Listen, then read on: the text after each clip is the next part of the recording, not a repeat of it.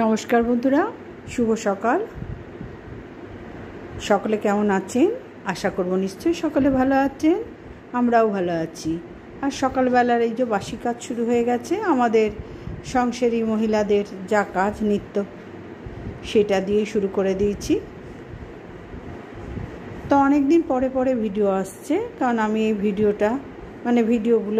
ভিডিওগুলো বলছি, ভিডিও দিতে আমার না কিছুই না, কিন্তু আমার সাংসারিক পরিস্থিতি এমন হয়ে যায় না যে বাড়িতে আমি একা মহিলা এবং বাপ ছেলে প্রত্যেকটা ব্যাপারে আমাকে নাক গলাতে হলে আমার অসুবিধা হয়ে যাচ্ছে। ওদের যেন পুরোটাই আমার ওপরে। এটা ঠিক নয়, এটা কোনো সংসারে এরকম ঠিক নয়, কিন্তু কি করব, এখন হয়ে গেছে এরকম। সেইখান থেকে আস্তে আস্তে আমাকেই ওদের একটুখানি আমি ডিটাচ হয়ে ওদেরকে স্বনির্ভর করতে হবে। কারণ প্রত্যেকটা ব্যাপারে ঘুম থেকে উঠে আমার ওপর ডিপেন্ড করা মানেই বুঝতেই পারছো যে ভিডিও করতেও আমার প্রবলেম হয়ে যাচ্ছে। ওদের কথা শুনবো না, আমি ভিডিও মন দিয়ে করব। তো যাই হোক, সেগুলো এক একজনের সংসারের এক এক নিয়ম, আর এর জন্য আমি দায়ী। আমি শুরুর থেকে যদি ওদের ঠিক মতো তৈরি করতাম, তাহলে আজকে এই জায়গায় আমাকেও ভুগতে হতো না। তো শুরু করে দিয়েছি যে বাসি বাসন কিছু থাকে না, যতই কাজের লোক রাখি যাই রাখি, বাসি সকাল থেকে কাজ প্রচুর থাকে, বাসনও পড়ে থাকে। কারণ আমাদের এখানে সারাদিনে একবার কাজের লোক আসে, সকাল থেকে নয়। তো চাও বসিয়ে দিয়েছি, চাও হয়ে এসছে, আর এই করতে করতে এই চারিদিককার কাজই করছি। কোনো একটা কাজ নিয়ে দাঁড়িয়ে থাকলে তো হবে না, সেইভাবে করে যাচ্ছি। আর ফ্রিজ খুলে চিলার বার করব, কি আছে কি বার করতে হবে বাসনগুলো কাজের লোকের জন্য। আমার যা মাজার আমাকে মেজে নিতে হয়েছে সকাল থেকে, রোজই এটা করতে হয়। ওর ভরসায় থাকলে হয় না, সারাদিনেই 3টে, 3:30, 4টের সময় একবার আসে। কিছু করার নেই, যেখানে যেমন সিস্টেম সেটা মানতেই হয়। তো ওই একটা ঠেকা আছে, চলুক। আর অর্ধেক দিন তো কামাই করে, বলে বোঝাবার নয়, অর্ধেক দিনের বেশি কামাই করে, কিন্তু কিছু করার নেই। যে কদিন করে তাতেই আমার বাবা চলুক, না হলে আমিও তো আর পারবো না। তো এই যে কাজ শুরু করে দিয়েছি। এবার বাসি জায়গাগুলো তো সকালে মুছেই নিয়েছি। এবার চায়ে একটু আদা দিয়ে চা খেতে, না লিকার চাটা দেখবি এমনি খেতে একটু কেমন কেমন লাগে। হ্যাঁ, চা পাতার গন্ধ অবশ্যই ভালো লাগে, খুবই ভালো লাগে, কিন্তু তার সাথে একটু এই এত কাজ করার পর একটু যদি আদা দিই, চায়ের স্বাদই পাল্টে যায়। ওই জন্য আদা গ্রেট করে নিলাম। রেগুলার আমি এটা করি, খুব গরম পড়লে দিই না, এছাড়া আমি করি। মধ্যে মধ্যে শীতকালে একটু কফিও দিয়ে দিই ওর সাথে, তখন আর আদা দিই না। তা আদা দিয়ে দিলাম। এবার চাটা হয়ে যাক, তারপরে সঙ্গে থাকো। যা যা করবো সবই তোমরা দেখতে পাবে বন্ধুরা। এবার চলে যাব আবার ওদিকে জলের বোতল ধুতে, সব কাজই। এটা তো শুরুটা এইভাবেই আমার রেগুলার হয়। এরপরে তো সেই 3:30, 4টে, 5টা কোনো তুলনা হয় না কাজের। তো যাই হোক, চারিদিকে দৌড়ে আবার পুজোর গোছানোও কমপ্লিট হয়েছে। আজকে কিছুটা বাকি আছে, ওই ছাদটা আর একবার ঝাড় দেবো, সিঁড়ির রেলিংটা একটু মুছবো, ওসব কেরোসিন তেল দিয়ে মুছতে হবে। চিমনিও পরিষ্কার করে দিয়ে গেছে, ছাদও একটা লেবার লাগিয়ে সবই গুছিয়ে নিয়েছি চারিদিক। কিন্তু তবু আর একবার আমার ফিনিশিং টাচ নিজের হাতে না দিলে আমি শান্তি পাই না। ওই যে বললাম আমি একটু পিটপিটে আছি। ওই দেখো, ফ্রিজ খুলে আমি চলে গেলাম। দেখছো আমার দুর্দশা, কিছু মাথায় রাখতে পারি না, আর ওরা দেখলেই রেগে যাবে। তো যাই হোক,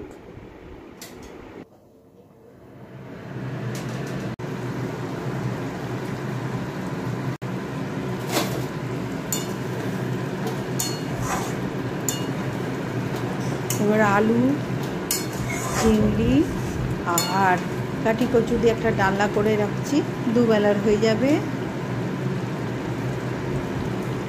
কি বলো তো, আমার অবস্থাটা কি বলো তো, করার পরে না সব কথা মনে পড়ে।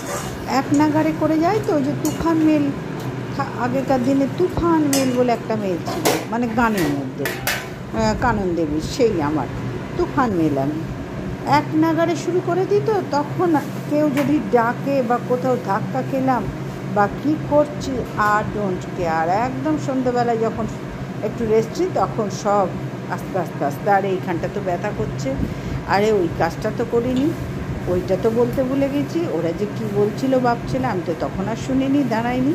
মানে এই ধরনের ব্যাপার স্যাপারগুলো তখন মনে পড়ে। এখন কিন্তু আমাকে কেউ খুব একটা দাঁড়াতে দেখবে না, এক নাগাড়ে চালিয়ে যায়। আর ওদের বলেইছি যে শুরু করে দেবো যে ঘুম থেকে উঠে আমি যেন আমার ধারে কাছে কাউকে না দেখি। তো রোজ তো আর হয় না, কেনই বা শুনবে, ধারে কাছে তো থাকতেই হবে নিজের মানুষদের। তো ওরাও রেগে যায়, ভিডিও করতে হবে না, ছাড়া তো ভিডিও করতে হবে না, এরকম ধরনের করে। কিন্তু ভিডিও তো আমার জান প্রাণ, কবে দাঁড়াবো সেটা তোমাদের হাতে বন্ধুরা। তোমরা যদি দাঁড় করাও নিশ্চয়ই দাঁড়াবো। আর এই বয়সে এসে যদি দাঁড়াতে পারি তাহলে তো কোনো কথাই হয় না, কিন্তু সেটা তো সম্পূর্ণ তোমাদের হাতে। একটু দেখো তো, পাশে দাঁড়িয়েও, হ্যাঁ পাশে থেকো, যাতে আমি এত ওদের মুখ টুক শুনে এত যে কষ্ট করে ভিডিও করি, এত সমস্যার মধ্যেও চেষ্টা করি, একটু পাশে না থাকলে তো সব চেষ্টায় জল ঢালা হয়ে যাচ্ছে। হাসছে ওরা, কী করে না করে, ওই এক ভিডিও যা হয় বাড়ির লোকদের এনকারেজ করতে পারে না, তো ডিসকারেজ করার জন্য সবাই অস্থির হয়ে আছে। তো যাই হোক বন্ধুরা, এইসব সব মিলিয়ে মিশিয়েই সংসার, জানো তো, ওই যে কথাতেই আছে তো, সঙ্গেদের সার। এখানে আমরা প্রত্যেকে সঙ্গ, কেউ ভাই কলিযুগে সুবিধার নেই। তো এই চলছে। এইবার কি করবো বলো তো, এবার মাংস করবো। ওই আলু পটল চিংড়ি, আলু গাঁঠি কচু, ছোটো ছোটো গাঁঠি কচু নিয়েছিলাম, চিংড়ি মাছ দিয়ে ডালনা করে নিলাম। আর এবারে ওরা তর্পণ করতে গিয়েছিল, হ্যাঁ তর্পণের দিন মাংস খেতে নেই, কোনো মাছ খেতে নেই, নিরামিষ খেতে হয়। কিন্তু ভাই আমাদের এনে ফেলেছে, আর আমাদের এই ব্যাপারটা না আমরা কোনো কালেই মানিনি। তর্পণ করেছে সব ঠিক আছে, আমরা শুধু শনিবার দিনটাই নিরামিষ খাই বড় ঠাকুরের বারে। এছাড়া আমরা আর কোনো দিন, আর উপোস হলে ষষ্ঠী অষ্টমী, মানে আমার ব্যক্তিগত যে উপোসগুলো থাকলে আমি নিরামিষ খাই, ওদের করে দিই। এছাড়া কিন্তু আমি আজ পর্যন্ত এতটা বয়স হলে এসব কিছু মানিনি। তোরা তর্পণ করতে গিয়েছিল বাবার ছেলে, তো তখন নিয়ে এসছে একটু মটন নিয়ে এসছে, এসেই বলছে করো। তা আমি দেখলাম যে ঠিক আছে, আজকে তো করবো না, কারণ আজকে আমার রান্না কমপ্লিট। চিংড়ি দিয়ে, গাঁটি কচু দিয়ে, আলু দিয়ে ডালনা করেছি, আর একটা মাছের ঝাল করেছিলাম, হ্যাঁ না ডিমের কারি করেছিলাম। তো সেই সব করা হয়ে গেছে। এবার তো ভাই যখন নিয়ে এসছে আমি বললাম, ওই জন্য একটু এই যে দেখছো না রাগারাগি, মানে কথা কাটাকাটি চলছে। ছেলে বলছে কালকে করো, বাপ বলছে আজকে করো। ছেলে বললো ঠিক আছে, যখন রান্না হয়ে গেছে তখন ছেড়ে দাও, আগামীকাল তাহলে ভালো করে সকাল থেকেই খেতে পারবো। আর আজকে তো রান্না হয়ে গেছে, তাহলে ওগুলো কী হবে, আর বাসি খেতে অত ভালো লাগে না। তিনটে তো প্রাণী, বলোই না, ফ্রিজ থাকুক আর যাই থাকুক, ওই ওদের সাথেই একটু মানে যা হয় বাড়িতে সেটাই হচ্ছে, নতুন কিচ্ছু নাই ভাই, এইটাই সংসার। স্বাভাবিক আশা করে এনেছে। এবার আমি যদি বলি কালকে করবো, আজকে করবো না, রেগে তো যাবেই। আর ছেলেদের বোঝই, রাগে না রাগলে রাখবে, এইরকমই ব্যাপার। তো এই সব কিছু মিলিয়ে মিশিয়েই সংসার। তো ওই যে মোটর সাইকেলে করে বাবা গেল বাইরে, কাজকর্ম তো থাকেই। আর ওর বাবা না, ছেলের বাবা না, ঘরে একদম থাকতে পারে না। ঘরে থাকলেই ও এরম খিটমিট করেই যাবে।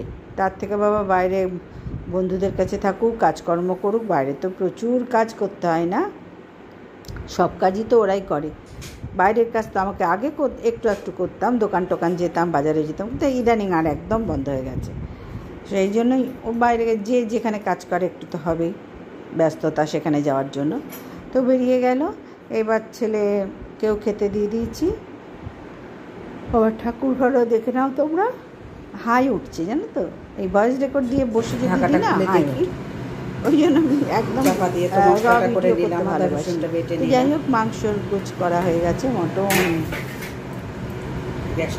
এই ভিডিওটা কিন্তু তারপরের দিনের, সেদিনকে তো তোমাদের দেখিয়েছি। ও না, আমি ভুল বলছিলাম, আমি করে নিয়েছি। তখন একটু বছর হচ্ছিল, দেখালাম তোমাদের, তারপরে সে তো চলে গেল। তারপরে ভাবলাম না, অনেক আশা করে মাংসটা পেঁয়াজ যাতে কষ্ট, হয়তো 1 ঘন্টা দেরি হবে রান্নাঘর থেকে বেরোতে, তা হোক যা, কিছু করার নেই, মানিয়ে নেব। আর শেষে আলু দিয়ে সেটা বসিয়ে দিয়েছি, পেঁয়াজ, আলু ভাজি, টমেটো, কোনো সময় মাংস ঝোলের আলু ভাজি, আলু এখানে দিয়ে, মটন দিয়ে। আর এর মধ্যে আমি ম্যারিনেট করে রেখেছিলাম সর্ষের তেল, নুন, হলুদ, জিরে গুঁড়ো, আর একটু গরম মশলা, মন্ত্রা গরম মশলা গুঁড়ো দিয়ে মাখিয়ে রেখেছিলাম। 1 ঘন্টার ওপর মাখিয়ে রেখেছিলাম। তারপরে এইসব কাজগুলো সেরে দেখলাম না, বসিয়েই দিয়ে এটা বসিয়ে আস্তে আস্তে করবো। আর কুকারে করবো না, আমি আস্তে আস্তে কড়াতে করবো। ভালো করে কষাতেই না দেখবে মাংস সেদ্ধ হয়ে যায়। তো আমি সেটাই চিন্তা করলাম যে আস্তে আস্তে হোক, আমি এই আস্তে আস্তে এদিকে করতে করতে ও ধারের কাজে তাড়াতাড়ি দিয়ে করে দিলাম। সেটা সব ধার থেকে বাবা সাপও মরে, লাঠিও ভাঙে না। তো এই মাংস কষাতে দিয়ে দিয়েছি, এবার কষানো হয়ে যাক। দেখছো কালারটা কিন্তু ভালোই এসছে। দেখো আমি মাংস কিন্তু কোনো মাংস খাই না, কিন্তু ওই মটনের একটু ঝোল আলুটা খেতে ভীষণ পছন্দ করি। আগে করে আমি একদম ছোট্ট থেকে কোনো দিন আমি মাংস খাইনি। আমার বাড়িতে সবাই মাংস খেত, আর আমাকে রাগাতো আমার ভাই বোনরা। তো যাই হোক, অনেকে এসে বলতো বৈরাগী ঘরে মেয়ে এনেছি। তো যাই হোক, সে যে যা বলে বলুক, আর একটু কষানো হোক। ওই নিয়ে তো মাথা কামালে চলবে না, সত্যিই তো আমি খাই না। আর এই মটনের ঝোল আলু যে আমি ভালোবাসি, রোজ যদি দাও রোজই খাবো, এরকম একটা মাংস তো কষানো পাতলা একটা ঝোল, আর তার মধ্যে যদি একটু গন্ধরাজ লেবু দেওয়া যায়, ও বলে বোঝাবার না। এটা আমি কিন্তু একজন ব্লগারের কথাই বললাম, বলে বোঝাবার না। জানি না কেমন হবে, তবে ঠাকুর এবারের মধ্যে জল দিয়ে ভালো করে কষিয়ে নিয়েছি। এবারে মশলা দেওয়া জলগুলো দিয়েছি, ওধারেও আছে। আদা এনেছে কষ্ট করে আসার সময়, তারপর করে গঙ্গা থেকে আসার সময় দুজনে নিয়ে কাঁচা লঙ্কা দিইনি। এই কষানো ভালো করে হয়ে গেলে আমাকে বলছিল আমি গেলে হয় না, জানো, জলটা দিয়ে দেবো, দিয়ে আমি আমার ওধারে কাজগুলো সাথে থাকবো। ততক্ষণ তোমরা দেখো আমি আদার্স কাজগুলো করে পোষায় না, ওখানে কাপড় ছাড়া এছাড়া আমার পোষায় না, এই জন্য আমি আর যাই না। তো যাই হোক, এই দেখো আরেকটু তেল ছেড়ে দেবো, তারপরে এই জলটাও দেবো, আদা রসুনের জলটাও আছে, একবারে সব জলটা দিয়ে বসিয়ে নিয়ে কুকারে বসিয়ে দেবো।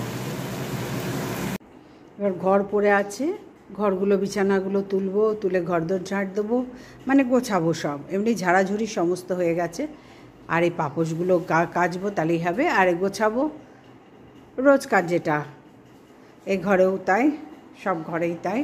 কারণ একদিক সেরে তবে আর একদিক আমি আসি, একসাথে সব পারি না গো।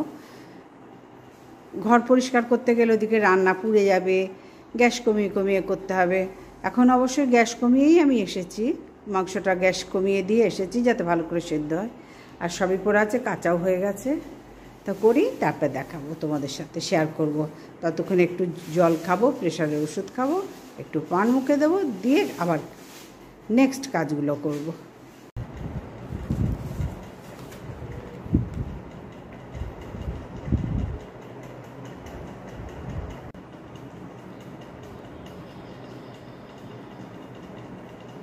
এবার চলে এলাম, হাজব্যান্ডকে দেখলে ওর দরকারি ব্যাংকের কাগজপত্রগুলো গোছাচ্ছে, দেখছে। আর আমি ওষুধ খেলাম, জল খেলাম, খেয়ে এবার কাজকর্ম আবার নেক্সট কাজ হচ্ছে। ওই যে হাজব্যান্ডকে দেখা যাচ্ছে আয়নার মধ্যে দিয়ে। আমি ওই ধারে বাথরুমে জল এসে গেছে, ওই যে বাথরুমে জল এসে গেছে, মানে ভেতরে বাথরুম, বাইরে বাথরুমও আছে, জল এসে গেছে, সেটা একবার চেক করে নিলাম। চারিদিকটা বললাম না তোমাদের, চারিদিকটা করতে হয় ভাই, এক জায়গায় দাঁড়িয়ে থাকলে চলেই না। তো এই যে মাংসের ফাইনাল লুক।